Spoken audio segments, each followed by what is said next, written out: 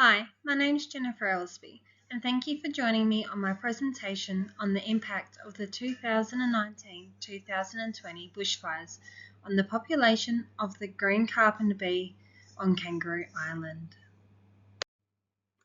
Kangaroo Island is a well-known tourist destination famous for its beautiful scenery.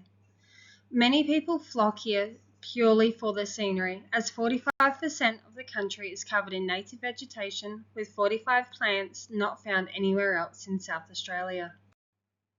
The Green Carpenter Bee is Australia's largest native bee, and according to the South Australian Government is endangered.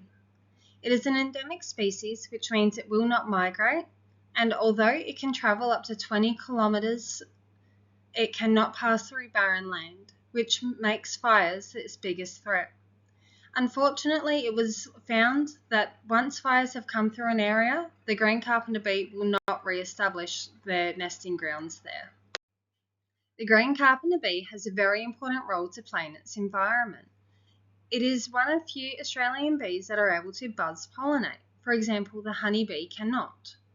On Kangaroo Island, there are many plants that rely on the process of buzz pollination. Without this process, these plants will not survive. The bee got its name from the way that it makes its nests. Rather than finding a host plant with a hole in it already, the carpenter bee uses its mandibles to build a nest. Because of this, there are only two types of trees in which are suitable, both of which need to be able to die and decay so they are soft enough for the bee to be able to dig through. The first is the Banksia tree, needed for long-term survival, but it takes upwards of 15 years before it will become suitable.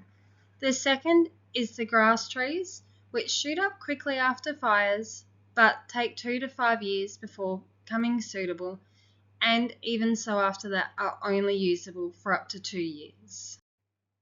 On the 20th of December 2019, a lightning strike hit Kangaroo Island, igniting the fire. From this fire, 201,830 hectares of land were destroyed, making this the most devastating fire on Kangaroo Island to date. Unfortunately, 95% of the Green Carpenter Bee's very specific nesting requirements were destroyed. Out of the 140 known occupied nests prior to this fire, only 2 have been found since. Due to the effects of global warming, Kangaroo Island has seen even less rainfall than normal. Temperatures have been increasing steadily over the years, with 2019 being its hottest on record. With limited rainfall and increased temperatures, this set the perfect conditions for a catastrophic fire.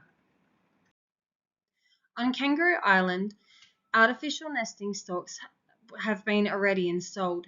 These are cheap and easily made, which means that they can be implemented straight away after a fire. Other mitigation strategies that are being suggested include keeping honeybees away, as they will also try to take the floral resources that are needed by the Green Carpenter Bee. And while it has been suggested that increased scheduled burn-offs will mean less catastrophic fires on Kangaroo Island, this can further damage the population of the bees. If we don't start decreasing our greenhouse emissions, the global warming will continue to rise, resulting in more catastrophic fires and more danger to our native wildlife, plants, and ourselves. Don't let this be our future.